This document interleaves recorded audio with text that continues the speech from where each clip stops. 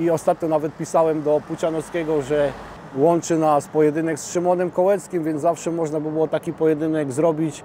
Oczywiście miałem na myśli 2 na 1 w Federacji Freakowej, na co Pucianowski odpowiedział w swoim filmiku i nazwał mnie kotem dachowym. Pucianowski, jak masz jakiś problem, to mogę ci wdolić i tyle w temacie. Jest kozak, chce pokazać swoje skille, to nie ma problemu. Ja jestem na tak, mogę go najebać w każdej chwili i nie będę się z nim tam w klatce, taka prawda. Najmana to wiadomo, no teraz go szczerze nie lubię, więc też go mogę najebać za to, jak się zachował. Pytanie od Rado Londyn. Czy zawalczy z Rado z Londynu? Znaczy wiem mniej więcej, kto to jest, ale nie jest tam, nigdy nie ćwiczył i tak dalej, więc nie wiem, musiałbym sobie chyba zawiązać jedną rękę. No i nie wiem, co jeszcze zrobić, żeby z nim zawalczyć. Myślę, że Radek by sobie nie poradził w klatce. No tak, bo trzeba by było wymyślić jakąś formułę jeszcze, żeby to miało ręce i nogi, nie? Nie wiem, może na pistolety wodne albo coś takiego.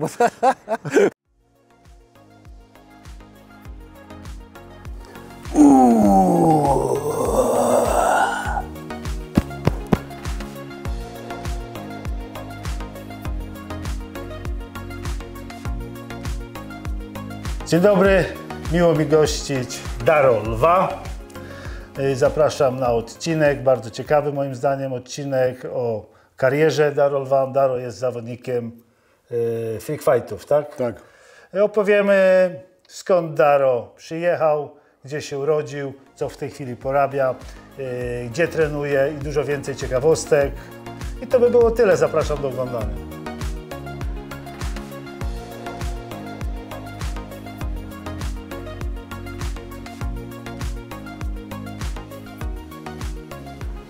Daro, przedstaw się króciutko, kim ty jesteś? No co, urodziłem się w Katowicach, w śląskim, wiadomo, w śląskim mieście. Znany freak fighter, niesławny jeszcze, ale znany, Dariusz Kazimierczuk.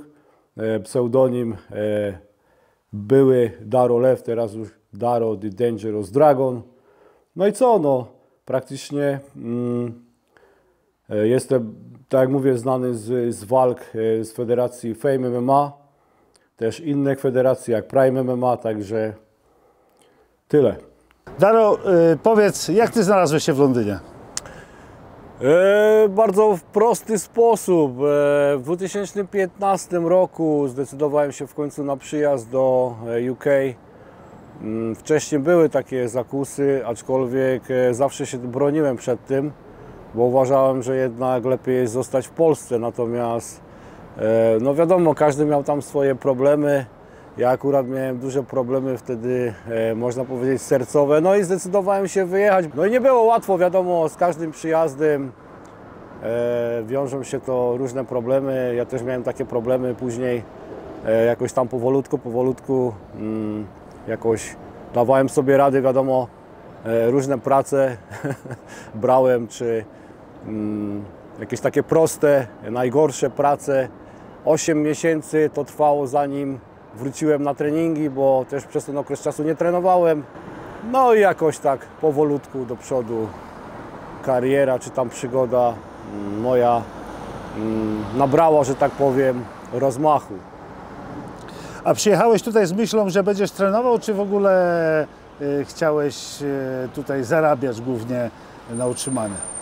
Poprzez inną pracę? Nie, oczywiście w Polsce była taka myśl, żeby zacząć tu trenować, bo miałem wielu kolegów, którzy po prostu byli tu w Londynie już wcześniej. Pokazywali mi właśnie ten klub, w którym właśnie byliśmy wcześniej, w London Shoot Fighters. Jest to bardzo znany klub. Tak jak mówiłem już wcześniej, o tym klubie dowiedziałem się od moich kolegów, którzy wcześniej bywali w tym klubie. Z tym, że ten klub, który się tutaj znajduje na Alperton, kiedyś był w innym miejscu, na Park Royal. I ja, żeby się do niego dostać, to też musiałem, wiadomo, no nie było łatwo, bo to tak jak mówię, z polecenia dostałem się do tego klubu. trenuję tam wielu świetnych zawodników. Oczywiście może tam każdy może się zapisać do tego klubu, tylko że no ja już byłem po kilku tam walkach i chciałem się dostać na grupę zawodową. No a to jak każdy wie, że to nie jest łatwa sprawa, no bo tak jak mówię, no mi się udało przez mojego kolegę, który tam mnie polecił. Wtedy wiadomo, nie miałem jakiegoś dobrego rekordu, no bo tak jak większość osób wie, może i nie wie, no ja zaczynałem bardzo późno, w wieku 38 lat i ten rekord był w pro no, ujemny, ale oczywiście chciałem cały czas, nie poddawałem się, cały czas chciałem iść do przodu. Miałem nadzieję, że w tym klubie zrobię postępy, no i tak mi się wydaje, że pomimo tego, że było tam jeszcze kilka takich pojedynków pro, no nie udało mi się cokolwiek wygrać, aczkolwiek zaliczyłem fajne walki, bo z Szymonem Kołeckim, z mistrzem olimpijskim, który przez tą walkę też udało mi się wiele osiągnąć, czyli tak bardziej medialnie. Ja wspominam bardzo dobrze ten klub i nie narzekam. No, dużo się tam nauczyłem i super sprawa. A z jakich ty walk wywodzisz się? Co ty najpierw trenowałeś?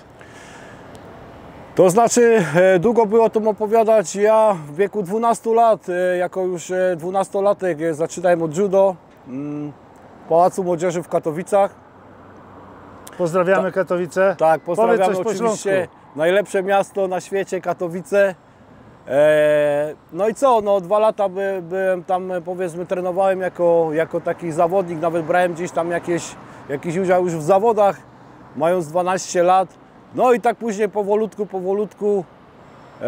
później był jakieś karate, wiadomo, jakiś boks, siłownia nawet, tak to wszystko starałem się pomieszać. No a jak już tu przyjechałem do Londynu, no to wiadomo, tylko MMA. No i chciałem to wszystko połączyć, żeby wystartować już w jakichś tych walkach pro, nie? Z jakiego klubu z Polski się wywodzisz i z jakim trenerem miałeś największe osiągnięcia? Pod okiem Tomka Jeruszki z klubu MMA Matadores ostatnimi czasy mieliśmy okazję współpracować.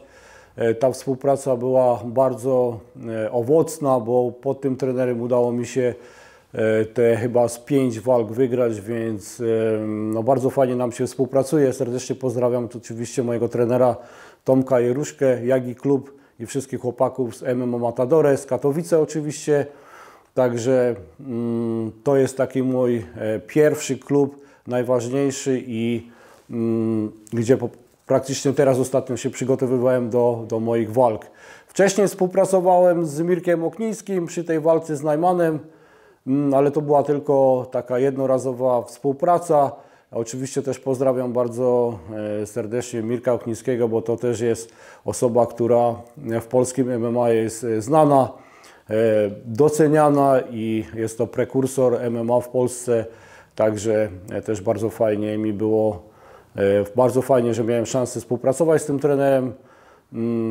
No i co? I tyle. Także pozdrawiam wszystkich, którzy są jakby odpowiedzialni za mój sukces, który przyczynił mnie do właśnie wygranych walk. No jest tych zwycięstw ostatnimi czasy więcej, więc jest to przede wszystkim, tak jak mówię, zasługa mojego trenera Tomka Jeruszki. No i oczywiście chciałbym też bardzo serdecznie pozdrowić EBE, bo tak jak mówię, bez EBE też w tym świecie, że tak powiem, raczej medialnym ciężko by było zaistnieć. Bardzo dużo mi pomógł. Jimmy Zone, mój menadżer, jeśli chodzi o sprawy takie bardziej marketingowe, także wszystkim bardzo serdecznie dziękuję. A opowiedz, gdzie teraz jesteśmy? Teraz jesteśmy przy stadionie Wembley. Jest to miejsce, do którego zawsze lubiłem przychodzić. Mam tutaj niedaleko, akurat mieszkam parę dzielnic dalej. Zawsze tu przychodziłem, dobrze się tu czuję. Tutaj też KSW niedawno się odbywało. Wiele meczy na tym stadionie też rozgrywało Nottingham Forest, gdzie jak wiadomo jestem kibicem tej drużyny, także czasami tutaj wpadam, że tak powiem, na ten stadion. Ogólnie to miejsce bardzo lubię.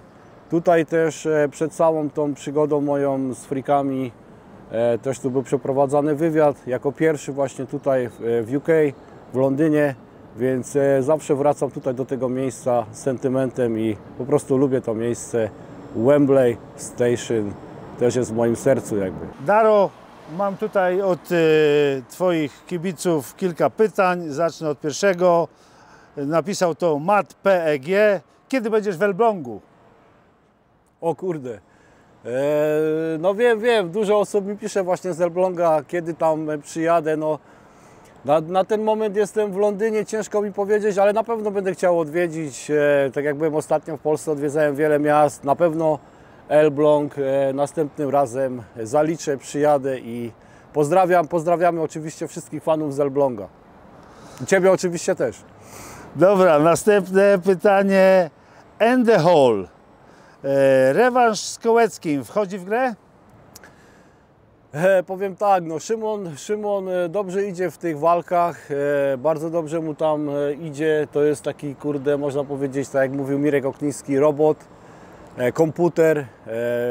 Ja bardzo fajnie wspominam ten czas, kiedy biłem się z Szymonem. Co prawda był to mój taki pierwszy pojedynek, który no, był bardzo medialny, można powiedzieć, i wtedy po tym pojedynku przeżyłem pierwszy taki hejt mój w życiu. Taki porządny hejt, bo mi się oberwało za ten pojedynek. No ale nie żałuję tego pojedynku, a z Szymonem zawsze oczywiście można zawalczyć, choć wiele osób na pewno śmieje się z tego, bo nie mogę się co porównywać do Szymona, bo wiadomo, Szymon jest też z wagi ciężkiej.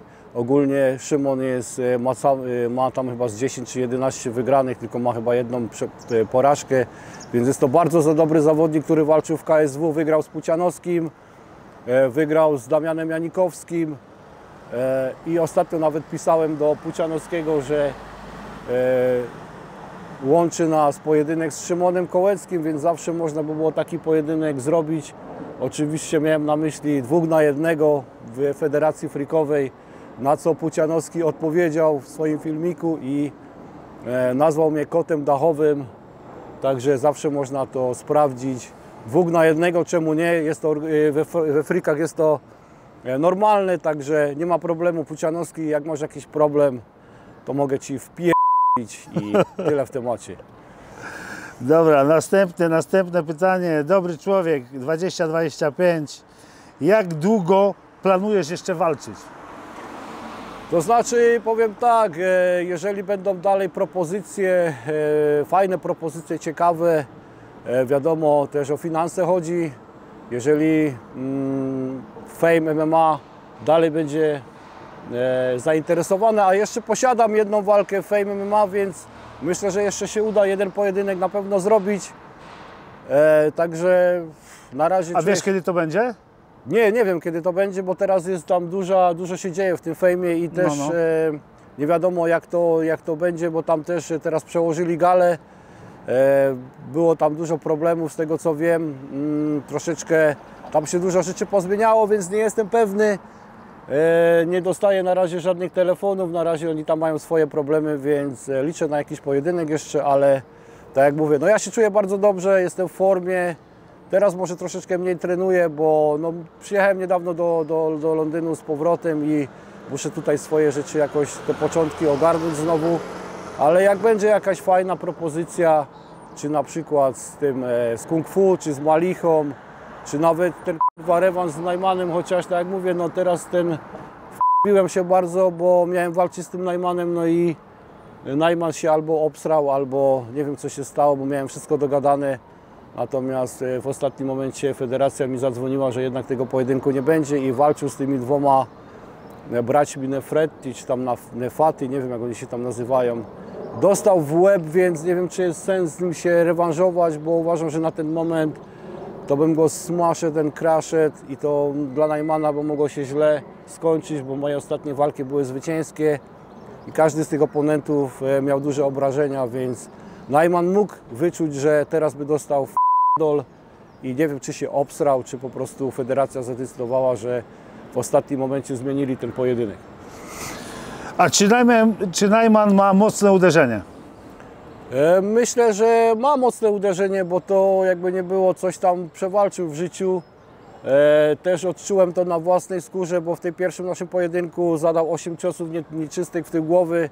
Teraz by chyba to nie przeszło, natomiast wtedy wygrał, uderzając mnie w tył głowy. To są ciosy niedozwolone i dlatego chciałbym mu się zrewanżować, no ale nie wiem, czy już kiedykolwiek do tej walki dojdzie, bo tak jak mówię, no teraz była duża szansa i się nie udało.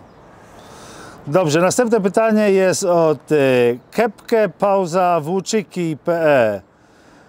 I to są dwa pytania w jednym. Numer 1. Czy lew jest aktualnie bardzo groźny, czy najgroźniejszy na tej planecie Ziemia? Lwy są zawsze groźne, to do tego nie trzeba nikogo przekonywać. Natomiast ja już nie jestem lwem, jestem dragonem.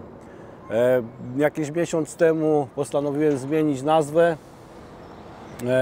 Troszeczkę lew się wypalił, dlatego postanowiłem sobie zrobić krótki odpoczynek od internetu, ale wróciłem pod nową nazwą. Jestem teraz Daro the Dragon, Dangerous Dragon i mam nadzieję, że z nową siłą, energią oczywiście będzie jeszcze bardziej groźniejszy niż poprzedni lew, ale lew w serduszku wiadomo zawsze i zostanie na wieków.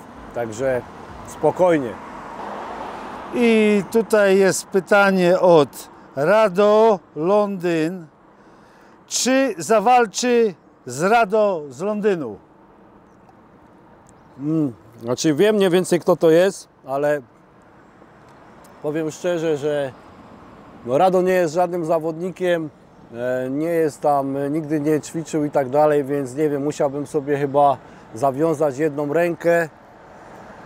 No i nie wiem, co jeszcze zrobić, żeby z nim zawalczyć, bo myślę, że źle by się to dla niego skończyło jakimś uszczerbkiem na zdrowiu, a tego bym nie chciał, więc no nie wiem, no jak jakaś federacja się, może w Londynie, może to nie ma problemu, mogę zawalczyć, ale tak jak mówię, no moim zdaniem ciężko by był chłopak. Podobno jest szybki i przebiegły. No tak, ja wiem, wszyscy są szybcy, przebiegli, ale jak stoją w tej klatce, no to wszyscy robią kupę i kolana miękną, tak? i po prostu się kończy się wszystko, także niektórzy przegrywają 20 sekund, niektórzy nie dają sobie rady. Myślę, że Radek by sobie nie poradził w klatce, tym bardziej nigdy się nie bijąc, więc ja mogę się napisać, nie ma problemu, jeżeli znajdzie się federacja, może tu w Londynie, może tam u niego, gdzieś może w Szkocji, nie wiem gdzie on tam mieszka. Jeżeli będą chcieli to zorganizować, dobrze zapłacą i to nie ma problemu, ja mogę się bić, ale to jak mówię, musiałbym sobie jedną rękę chyba zawiązać, bo no innego scenariusza nie widzę. Może, słuchaj, no walczą w rzymskich klatkach, tak, no ale wymyślałem jakieś cuda, to może coś właśnie wymyślą specjalnie dla was. niego. No bo tak jest, Rado z Londynu i Daro z Londynu, to by było dobre, nie? No tak, bo trzeba by było wymyślić jakąś formułę jeszcze, żeby to miało ręce Po i nogi, pijaku. nie?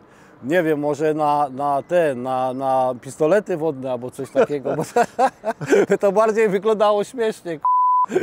O, albo zawiązanymi tymi oczami, wiadomo, wtedy mielibyśmy większe szanse.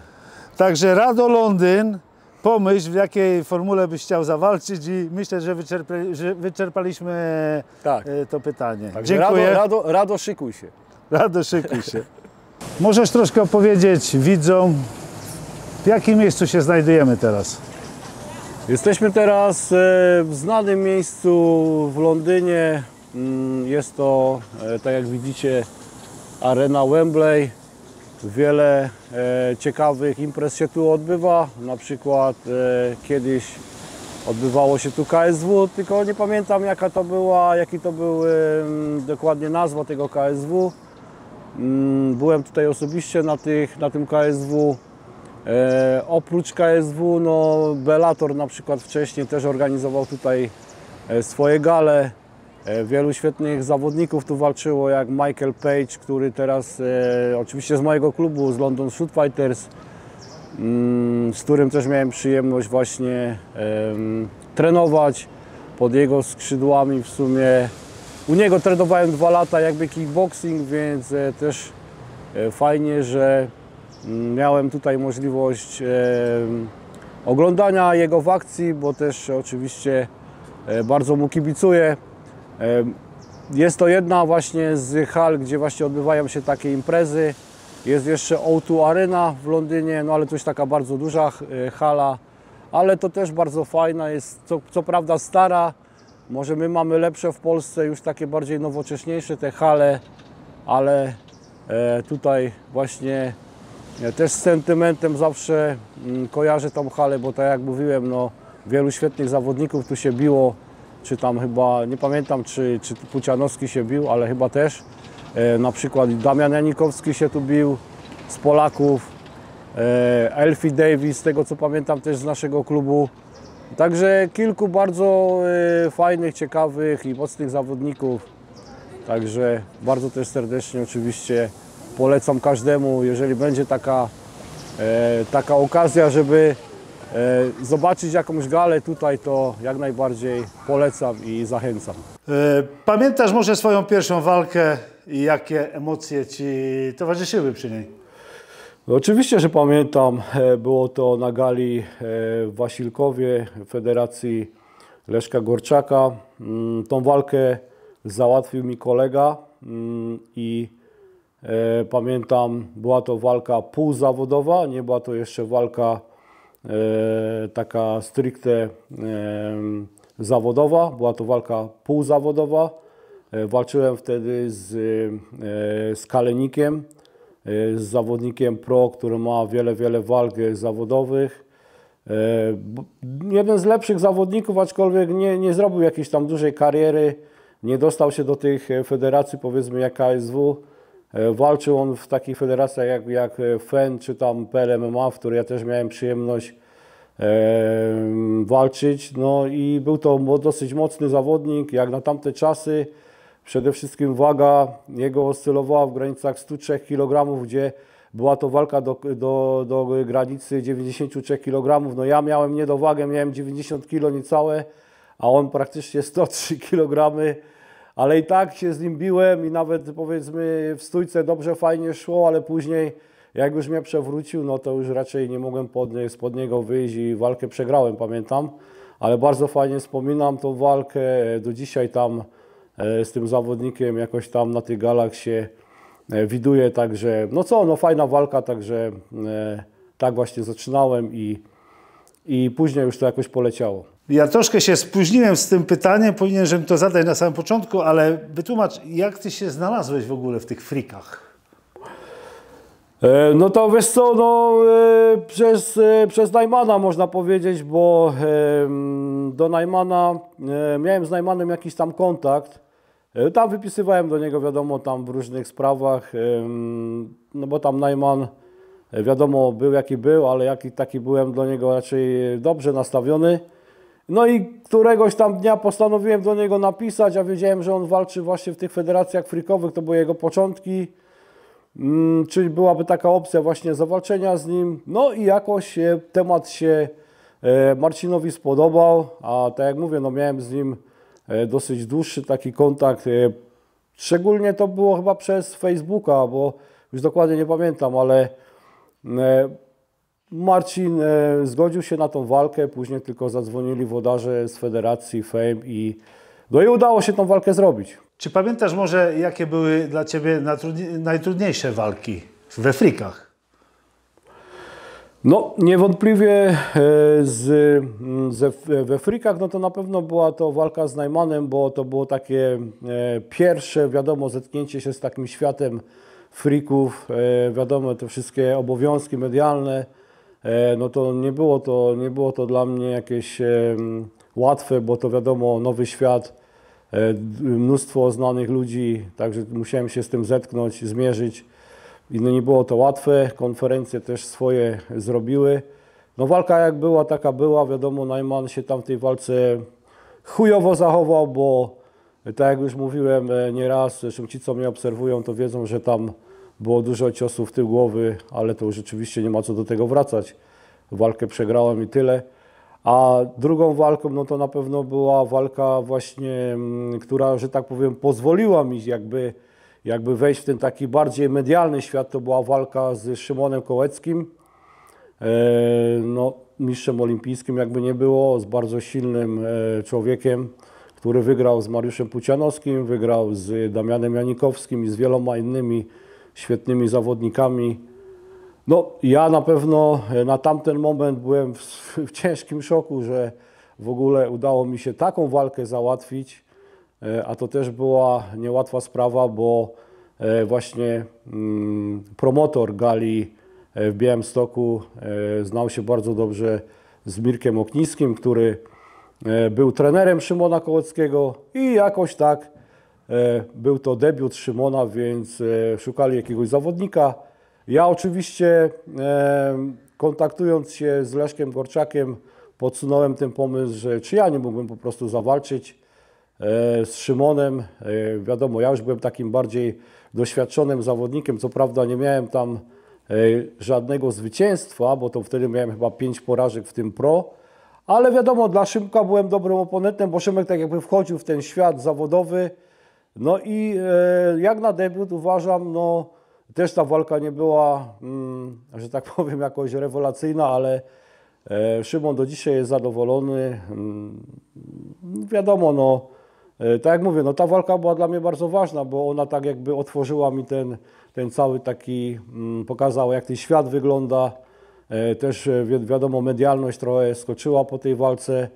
No ale głównie najważniejsze walki to się dopiero były przede mną, czyli wejście do samego świata freaków i no tam to dopiero było mocne przetarcie, że tak powiem.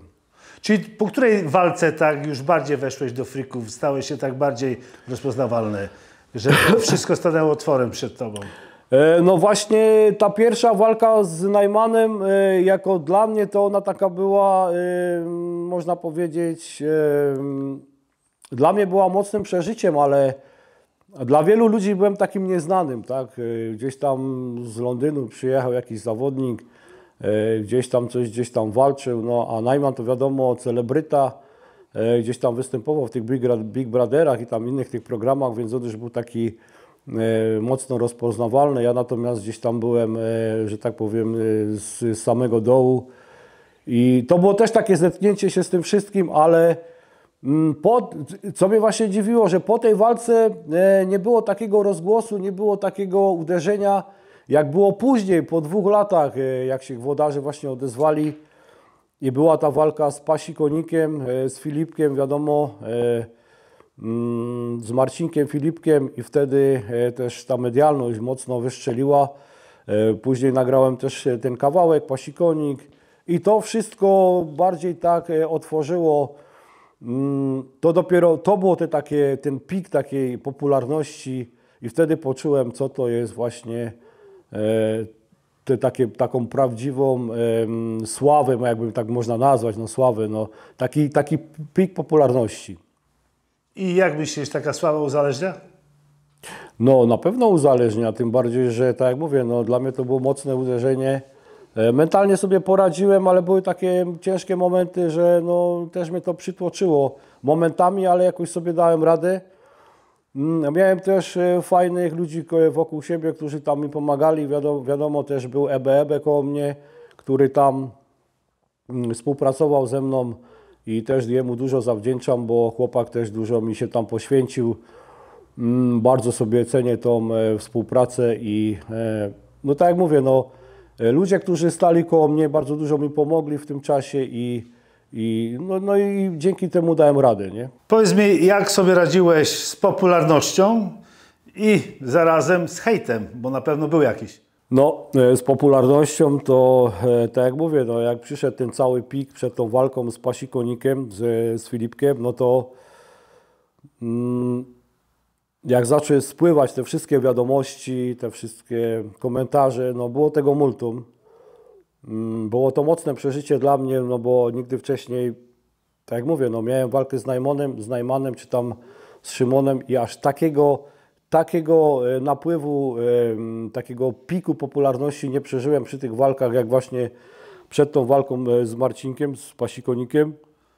No i no jakoś sobie musiałem dawać radę. No tak jak mówię, no większość komentarzy, no to praktycznie nie czytałem. No hejt też był mocny, bo to wiadomo, zawsze w takich wypadkach jest, że na te nowe osoby, które się tak wybiją, spada właśnie i hejt, i komentarze i tak dalej, więc człowiek musi się z tym jakoś zmierzyć. No ja powiem szczerze, że jakoś sobie radziłem, było ciężko, ale mentalnie jestem silnym człowiekiem, także poradziłem się z tym i do dzisiaj sobie radzę, także nie narzekam.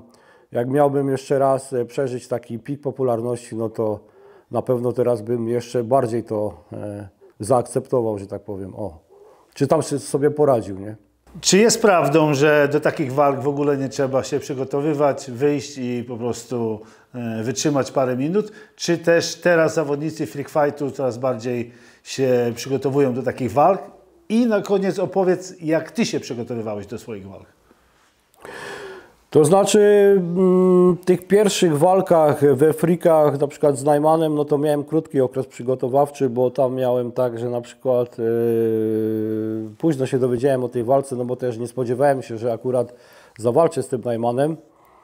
Miałem w sumie chyba 3 tygodnie na przygotowanie się, więc dzięki Mirkowi Oknińskiemu, który właśnie prowadził między innymi, czy tam prowadzi Szymona Kołeckiego, z którym też wcześniej troszeczkę współpracowałem, bo tam przy walce Michała Oleksijczuka w UFC troszeczkę żeśmy tam się bawili w jakieś filmiki tam promocyjne i tak dalej.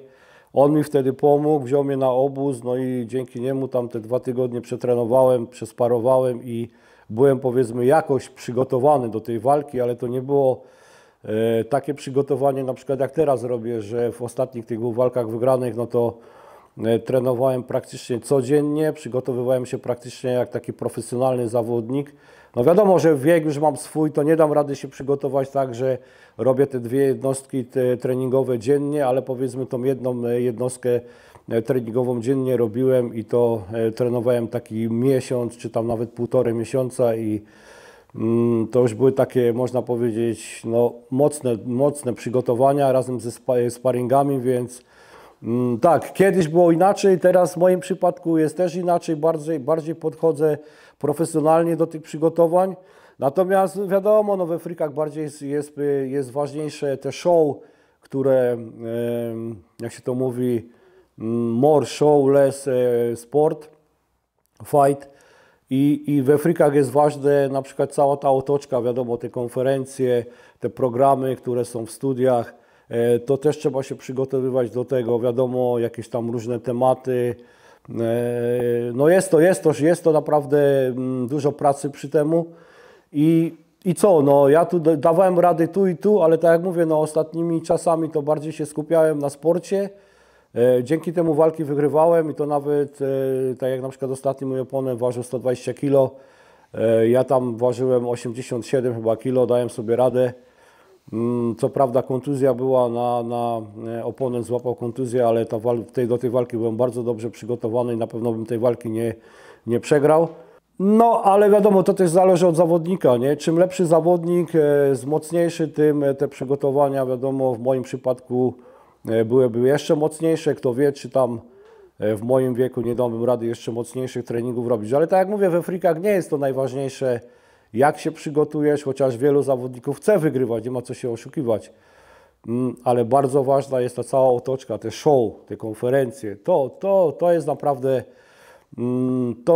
do tych rzeczy trzeba się bardziej przygotowywać, jeśli chodzi o freaki i wzbudzić zainteresowanie ludzi swoją osobą, tak?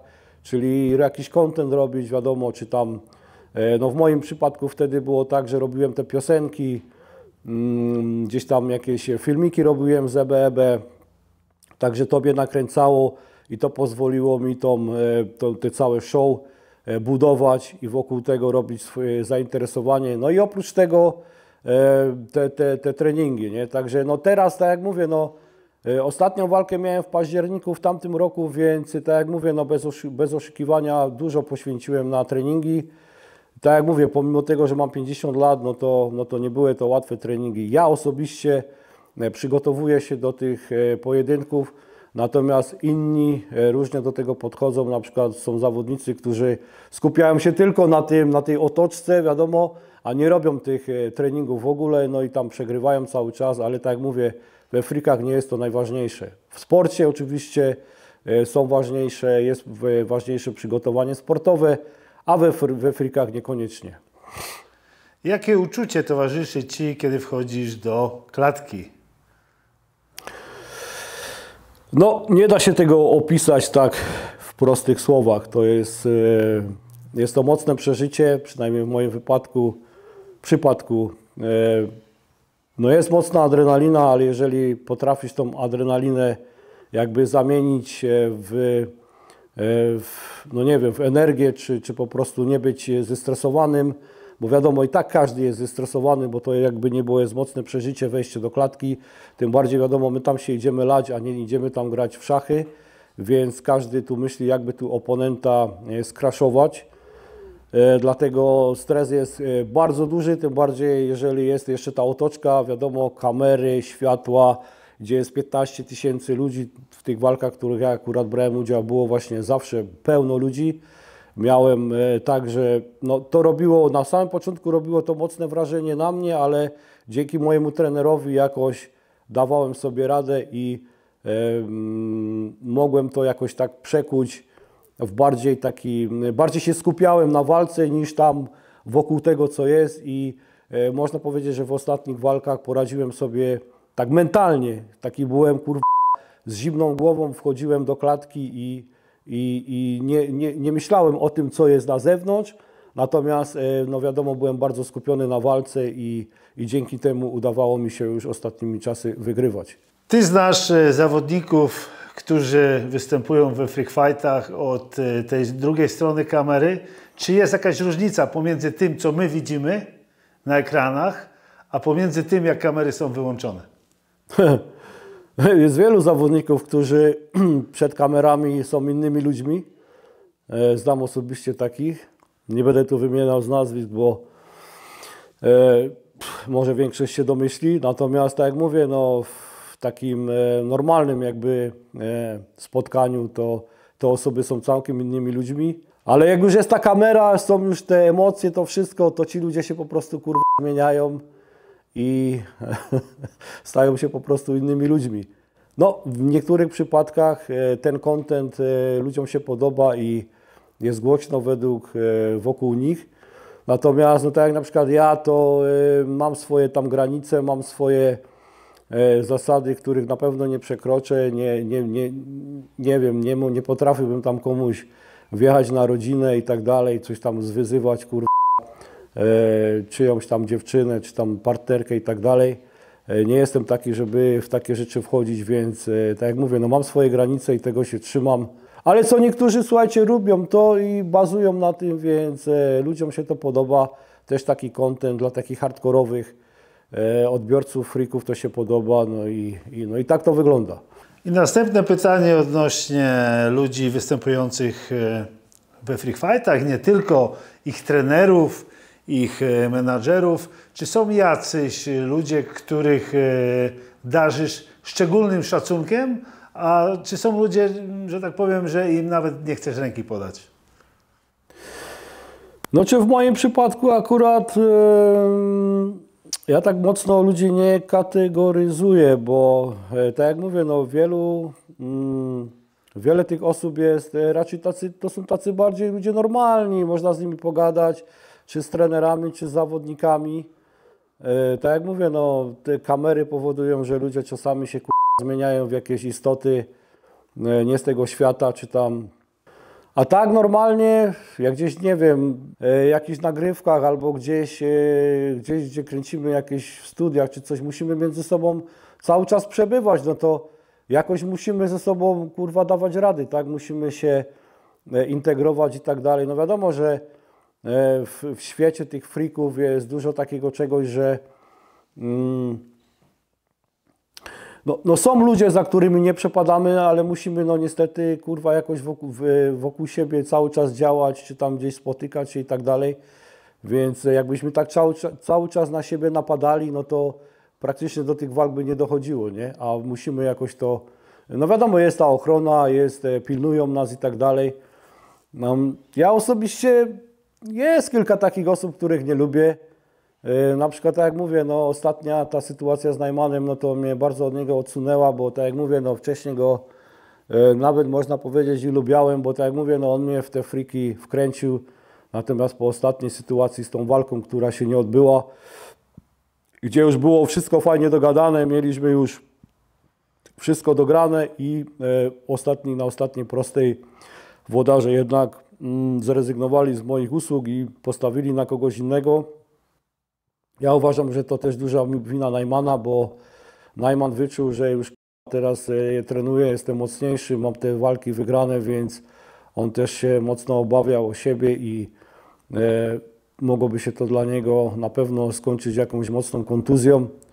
A Najman jak to Najman, wiadomo, no nie powiem, że sobie tak idzie na łatwiznę, ale coś koło tego, więc nawet tych dwóch braci, z którymi walczył, wygrało z nimi, więc no co mogę powiedzieć, no. Od tego czasu jakoś tak go nie szanuję za to, nie za bardzo chce mi się z nim gadać. Wcześniej no te kontakty były lepsze. No jest jeszcze kilka takich osób, ale to można by było dużo gadać i ostatnimi czasy to i ten Malicha, z tą Malichem coś tam miałem, jakieś tam mocne spięcia w internecie, z tym kung fu coś tam też, czy tam z innymi, na przykład też ten Filipek, z którym miałem walczyć właśnie, miał mi dać rewanż, ale tak on tam wszędzie mówi, że on tak bardzo jest za tym rewanżem, ale też już tam kalkuluje, bo wiadomo, on tam teraz ten rewanż ma być w MMA, on natomiast biłem się z nim w K1, on też jest takiej drobnej postury, no ja już tam też swoje ważę do niego, więc walka by miała być w MMA i też już zaczyna kalkulować. Wiem, że 2 razy odmówił już tej walki ze mną, dostał propozycję, więc to już taka bardziej gra jest, żeby ze mną nie zawalczyć, bo tak jak mówię, wiele osób się już obawia po prostu o porażkę ze mną, no i tak to wygląda, przynajmniej ja tak myślę. Ostatnimi czasy dużo się dzieje wokół Federacji Freak Fightowych. Jak myślisz, jak to potoczy się dalej? No nie mam pojęcia, no z tego co widać, to Freaki teraz tak jakby troszeczkę straciły. Wiadomo, Freaki kiedyś były bardzo wysoko, później tych federacji było dużo, tak w Polsce na przykład były 3 mocne federacje, teraz są już 2. Tych walk też było więcej przez to, że tych federacji było dużo. Teraz przez to, że są tylko 2 federacje, no to wiadomo, nie każdy może zawalczyć. Wielu zawodników już się praktycznie nie bije. A co będzie, trudno powiedzieć, bo na pewno Freaki nie upadną, bo jednak cały czas jest zainteresowanie na tego rodzaju show. Tylko po prostu to będzie to oscylować tam w jakichś granicach, powiedzmy, nie wiem, jak kiedyś na przykład oglądało 500 000, to teraz powiedzmy będzie tak w fejmie oglądać tak powiedzmy około 200 000 ludzi i mi się wydaje, że to będzie cały czas na tym jednym pułapie. Raczej chyba to nigdy nie będzie tak, że to znowu pójdzie do góry, tak mi się wydaje, że raczej tak nie będzie. No i dzięki temu, że te federacje też poleciały mocno w dół, to też ci zawodnicy, którzy walczą w tych federacjach, też praktycznie to wszystko opada. No to zainteresowanie tymi zawodnikami, to nie tylko mówię na swoim przykładzie, ale też innych zawodników śledzę, to też widzę, że to zainteresowanie spada, więc cholera wie jak to będzie. Mam nadzieję, że chciałbym, żeby to jeszcze po prostu było bardziej, żeby to znowu odżyło do takiego stopnia, żeby znowu było to jakby numerem 1. Teraz mi się wydaje, że choć dalej Freaki są numerem 1, to przez co oczywiście sport stracił, bo kiedyś na przykład te federacje takie pro jak KSW, no to były mocne federacje i praktycznie każdy się tym interesował. Teraz jest większe na pewno zainteresowanie galami freakowymi, to już nawet widać po wyświetleniach, czy tam na przykład po konferencji, gdzie powiedzmy, że takie ważenie fejmu ogląda średnio gdzieś około 50 000 na żywo ludzi, a ostatnio oglądałem na przykład KSW, to było może z 700 osób, więc to jest bardzo duża różnica wciąż. Więc Freaki pomimo tego, że są coraz jakby po prostu idą w dół, są i tak cały czas bardzo popularne, ale chciałbym, żeby to znowu miało takie przełożenie jak kiedyś, tak? Żeby ci zawodnicy, którzy tam kiedyś walczyli też mogli dalej walczyć, mogli się spełniać w tym, bo no jakby nie było, no to jest dla nas bardzo dobrze, bo mamy robotę i tak powinno być. No a przez to, że te fryki coraz bardziej idą, te loty się obniżają, no to no my nie mamy tych walk za dużo no i tak to wygląda na dzień dzisiejszy. A z kim byś chciał zawalczyć? Oj, moja czarna lista zawodników jest długa, począwszy od, tak jak mówię, no Pasikonik, wiadomo, rewanż fajnie by było, żeby zrobić. Ja go wciąż nie lubię. Może nie jest tak, że go nie cierpię, ale na pewno go nie lubię. Jest to zawodnik, z którym chciałbym na pewno się zmierzyć. Jest Malicha, z którym ostatnio miałem mocny konflikt w internecie. Tam nazwał mnie jakoś tam niefajnie, więc trzeba by to było wyjaśnić. Jest Kung Fu. Na pewno z Najmanem to nie wiem, czy jest sens się bić, bo tak jak mówię, no teraz go już tak nie za bardzo go... No nasze relacje no niestety się mocno popsuły przez tą całą sytuację, więc nie wiem, czy jest sens z nim walczyć, no bo on przegrał z tymi dwoma braćmi. Czy są jakieś osoby, którym delikatnie chciałbyś coś wyperswadować? Nie, no tak jak mówię, no na pewno jest kilku takich zawodników, ale ostatnio właśnie widziałem, że tam ten Kung Fu coś tam próbuje coś tam w moją stronę, coś tam jakieś wyzwania rzucać. On tam preferuje te swoje jakieś Kung Fu, swoje jakieś tam jakiś tam przekaz ma. Ja oczywiście też mam, bo mam swoje techniki nepalskie, liścionów, każdy zna, także moglibyśmy się spokojnie sprawdzić. Na pewno to jest koleś, który w życiu nie trafił na takiego zawodnika jak ja, więc mógłbym go spokojnie najebać. Mi się wydaje, że wybiłbym mu z głowy to jego kung fu. Jednak realna walka to jest całkiem coś innego niż takie pokazywanie tych swoich, wiadomo, też chodziłem na karate, ale to się w ogóle nie przekłada na walki. Uważam, że tym bardziej, jeżeli on nigdy nie brał udziału w takich walkach, to nawet nie ma pojęcia, co to jest wyjście do klatki, więc ja bym mu to spokojnie wybił z głowy i tak jak mówię, no, jest kozak, chce pokazać swoje skille, to nie ma problemu, ja jestem na tak, mogę go najebać w każdej chwili i nie będę się z nim tam w klatce, taka prawda. Najmana to wiadomo, no teraz go szczerze nie lubię, więc też go mogę najebać za to, jak się zachował no i tak to wygląda. A Filipka tak samo najebie za to, że nie umie się tak samo zachować, cały czas gdzieś tam mnie wyzywa i tak dalej, no to też mogę mu p***mać te nóżki, no jeszcze jest jeden, tak jak mówię, ten Malicha, też tam p***dolił głupio na mnie, więc jak oni są tacy kozacy, to mogą nawet i wszyscy ruszyć na mnie, a ja po prostu będę ich brał. Ci zawodnicy mnie najbardziej denerwują i są do wyjaśnienia, no krótko i na temat. Czyli ja z tego wnioskuję, że jesteś na tyle w formie, że nawet dwóch bierzesz na siebie. Tak, tylko żeby to nie było naraz, nie? No bo bez przesady, bo taki Najman waży 110 kg, jak on wyskoczy z Malichą, który waży tam 95, no to wiadomo ile ja ważę. 90 kg to jest nierówne, nie? Ale po kolei, pojedynczo, po rundzie, jak najbardziej, mogę ich wszystkich brać. Nie ma problemu. Ja się nie boję, ja z takimi ludźmi sparowałem, więc dla mnie to jest, wiesz, to jest życie po prostu. Walka to jest życie i tyle. Wchodzę, robię i nie ma żadnego problemu. Czy powiesz coś swoim fanom? Oczywiście, że mogę powiedzieć, przekazać. No słuchajcie, no śledźcie dalej, obserwujcie. Co prawda Darolew, że tak powiem, się jak się to mówi? Wyeksploatował właśnie. Teraz jest, słuchajcie, Daro the Dangerous Dragon. Tak jak mówię, no Dragon pożarł lwa, ale zawsze lew jest w serduszku. Zresztą i tak wszyscy mnie kojarzą z tego Daro lwa. Natomiast, no co mogę, no słuchajcie, śledźcie, obserwujcie tutaj, obserwujcie kanał Podróże z Kadrem. Oczywiście śledźcie mój kanał Darolew. Jeszcze nie zmieniłem nazwy, ale w późniejszym czasie będę chciał zmienić. Chciałbym też wszystkich pozdrowić, tak jak mówię, chciałbym pozdrowić EBEB, z którym tam współpracuję. Wszystkich dobrych ludzi, że tak powiem. Fanów to wiadomo, jest tych fanów bardzo dużo.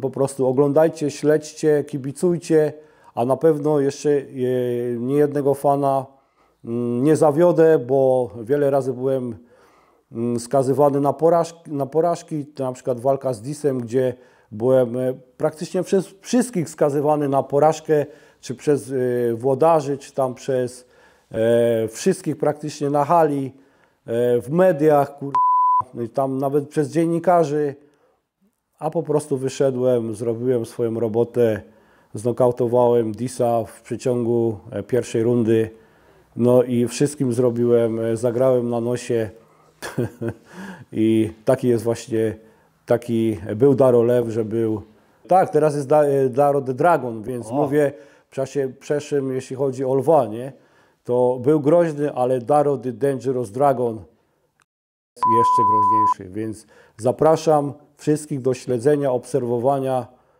i serdecznie dziękuję za wywiad i pamiętajcie, never give up, never give up. Jeżeli materiał się podobał, to zapraszam do komentowania, lajkowania. Ja tam jeszcze podlinkuję u siebie w opisach linki do mediów społecznościowych Twoich, żeby widzowie sobie mogli tam wejść, którzy nie znają, bo przypuszczam, że Dara więcej osób zna niż mnie. Także dziękujemy, do zobaczenia w następnych odcinkach. Dzięki, pozdrawiam serdecznie.